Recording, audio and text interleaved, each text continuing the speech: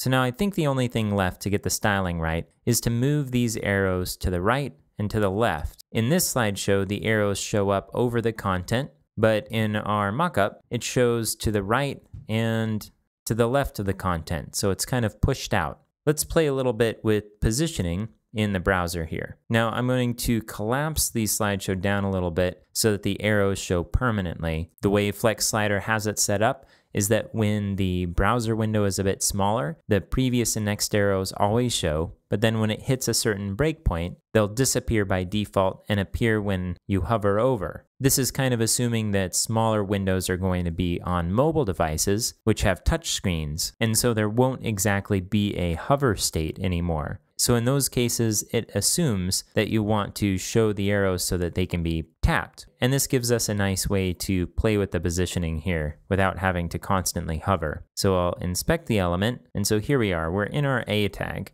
Now what we want to do is figure out where the positioning is being set right now. Is it on the A tag or one of the container elements? So when we hover over with our mouse, the LI tag, that's the first container element, we don't see any blue box in the browser up above, which would indicate a particular size and positioning. So it looks like it's being set here on the A tag. And so let's scroll through the styles over here to take a look at where that's happening.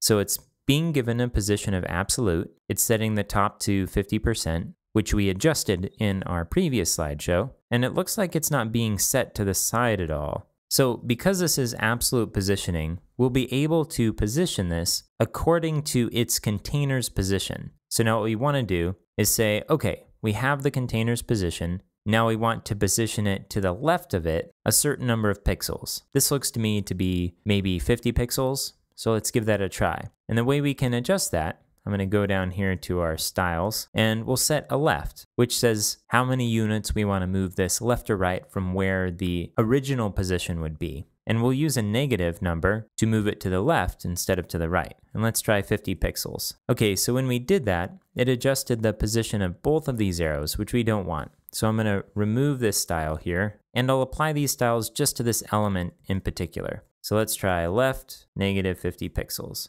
Okay, so it's just to the left of where the edge of the border is here. If we look at our mockup, it looks about the same in the mockup. So if we can do that, that would be great. Now, if we expand this to the point where that arrow hides and we hover over, what's going to happen? It still looks good. So now let's adjust the next arrow. So I'll right click it and inspect element. And this time, let's set the right instead of the left to negative 50 pixels. All right, and that bumps it over to the side.